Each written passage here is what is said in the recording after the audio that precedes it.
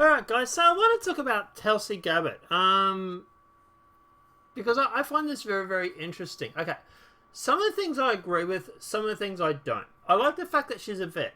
I like the fact that she's a war vet. I like the fact that she's standing up against the military-industrial complex. She's very much like Trump in that instance. As far as I know, she's for universal income. As far as I know, which is I'm against because it's a step towards communism. But there's a lot of things that I like, and there's a lot of things that I don't like. But I want to talk about. So this is going to be a bit of a ranty video. I know, shock horror, me rant, but let's jump into it because this bugs the crap out of me. Let's play. They've got too much power. They've got too much power. I think the short story is after the first debate, as well as the second debate, but after the first debate, I was the most Googled candidate of the night. This is what we were obviously hoping. She's talking about tech companies and stuff here, by the way. For as a campaign, had prepared in advance, gotten our Google ads ready and approved and ready to rock and roll, when all of a sudden, mysteriously, right at the peak of that time where people were paying attention, our account was suspended. Yeah, so you couldn't roll ads. People weren't seeing the ads that we wanted them to see, was the bottom line. We weren't really given any clear explanations. The answers we got were very different from person to person to person. And then once that peak period passed, our account was magically reinstated. Yeah. And to this day, we still have not gotten any kind of meaningful or even an attempt to provide a satisfactory explanation for it, which just points to the need for change. We filed this lawsuit not just because of what happened there, but because of the kind of power that Google has as this huge tech monopoly to interfere in our public discourse, interfere in what people are seeing when they're going and looking, using their search engine, and really how they can impact our fair elections. Yeah. How do you... Now, okay, so normally I would be on board with this. But the thing that bugs me the crap about all this, where the hell were you 12 months ago? Where the hell were you 6 months ago? How long has this channel on its own been going on about fighting censorship, about fighting these tech companies? Some of my most original OG videos that were put up on this channel the very first day, almost 3 years ago, was against censorship in tech. Where were you then? It is only now that you are being victimized that all of a sudden you have a problem with it. Where was she when Alex Jones was getting banned off every single platform? Where was she when the rest of the conservatives were banned? You're a congresswoman. You have power. You didn't give two shits when Alex Jones was being banned. But all of a sudden, you seemingly care when it affects you. Congratulations. Welcome to the club. Mind you, all of us, for years, that have been standing on rooftops, yelling that this is a bad thing, that this censorship will come for you. Oh, guess what? We can take solace in the fact that we were right. Too bad you didn't listen 3 years ago.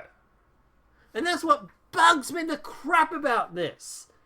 Even the Republican Congress, the Republican lawmakers, seemingly don't give a shit about censorship until it affects them. We live in a very selfish society sometimes. And I'm just like, I love the fact that you're going after tech companies now. But where were you at the start? But anyway, that's my rant about that, because that just bugs the crap out of me. It really, really did. But obviously since then, Tulsi Gabbard has come out against open borders, supports physical barriers. Woof.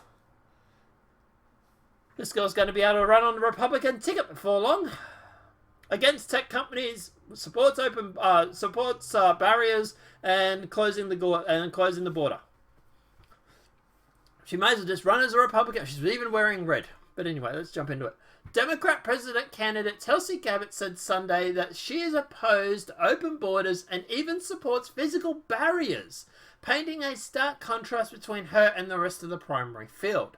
The Hawaii representative appeared on the Rubin Report Sunday to talk about the immigration, abortion, and her presidential campaign, among other issues.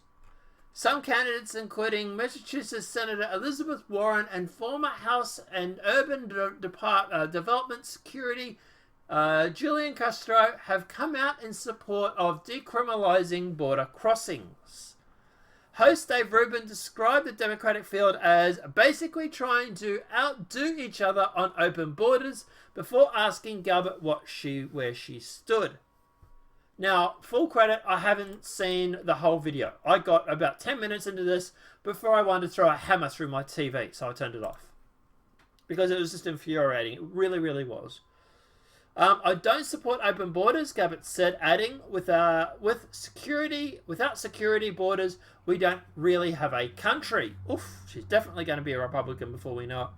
She went on to say that in some places, and many, it makes sense to have a wall or some sort of physical barrier, but clarified this is not Trump's wall for sea to Shing Sea. So in other words, she's going to do a half-assed job. She's pandering to base. She's pandering to both sides of the base because she doesn't want to go full Trump on the wall because then she'll never get a vote from the progressives, and she doesn't want to go full open borders because she knows the Republicans won't vote for her. Gabbard has presented herself as a more moderate candidate, or as I like to call it, fence sitting, in opposition to her left-leaning primary opponents, taking measured stances on border security and opposing third trimester abortions. She will not appear on the Democrat debate stage in September, having failed to achieve a 2% poll in 4 DNC-approved polls by the deadline, and we know those DNC-approved polls are going to be rigged, so don't worry about it. We'll have a look at those in a sec. So, yeah, look, at the end of the day, am I surprised they're not letting her on the ticket or on the debate? Hell no. Now, Tom Sawyer qualifies for October debate after hitting 2% in Nevada poll. Tom Sawyer, the billionaire activist, qualified Sunday for the Democratic Party debate and held in Ohio next month. Sawyer got over the hump after polling at 2% in Nevada in a poll released by CBS News and YourGov. The Democrat National Committee requires candidates to poll at 2% or greater in 4 separate polls and have 1,300 individual campaign donors in order to qualify for its debate. With Sawyer's qualifications, 11 candidates will debate over the course of 2 nights in Ohio on the 15th of October and the 16th of October. Sawyer will not appear on stage at the debate held in Houston this week because the cutoff date qualification for the contestant has already passed. Does he have a chance to win? No. Hell no. That's why they don't want her there, because she has a chance. She has a chance, slight, but still a chance, to win the Democratic National. And the DNC does not want that. The DNC wants Joe Biden to win. And they want Joe Biden to beat Trump. Why? Because Joe Biden is a globalist shill who has ties to China. He will send all the manufacturing back to China. He will shut down the American manufacturing. And he will be in step, lock and toe with the deep state and the globalist, which are pretty much one and all this day. That's why the DNC wants Joe Biden to win. I called this months ago. There's a pinned tweet on Twitter. And I put that up months after I originally said the comment. I'm telling you now, the DNC, I will be very surprised if Joe Biden does not win the DNC. They won't give it to Bernie. Bernie won't win it because he's a socialist and because he's against the deep state generally. They're sure as shit not going to give it to Gabbard because they're not even letting her qualify. The three contenders will be Elizabeth Warren, Bernie Sanders, and Joe Biden, probably. Elizabeth Warren doesn't stand a chance to beat Joe Biden.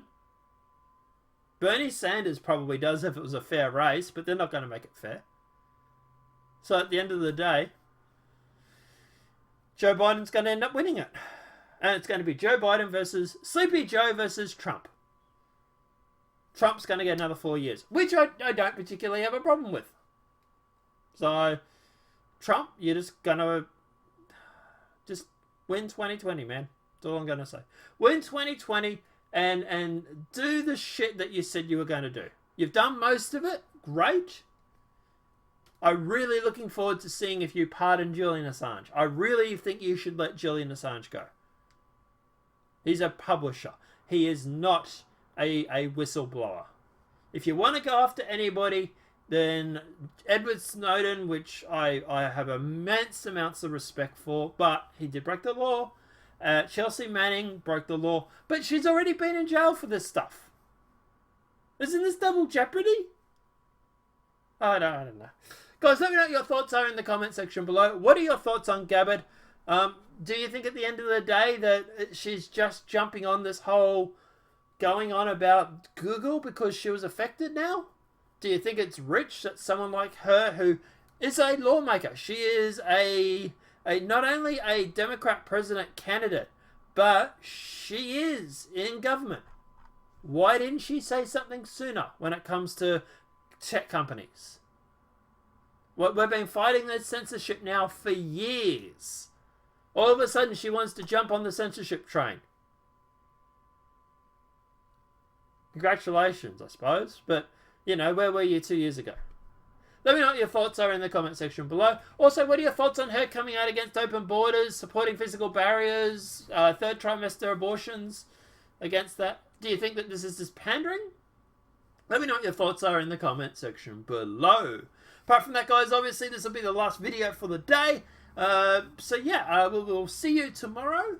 I'm going to do some filming today for Gears of War, Gears of War 5, so I'm probably going to play that and record that, and I'll put that up. And there's also a video that's going up regarding Star Citizen on the gaming channel. Links in the description below. There will also be another little note somewhere at the start of the video, or at the end or somewhere, so you can go check out the other gaming channel. Like I said, I'm trying to get that up to 1,000 views, 1,000 subs, so I can get some monetization on that. Because the videos actually did quite well, considering the sub count. So, yeah. But yeah, apart from that, guys, we'll see you in the next demonetized video from YouTube. Have a great day and enjoy.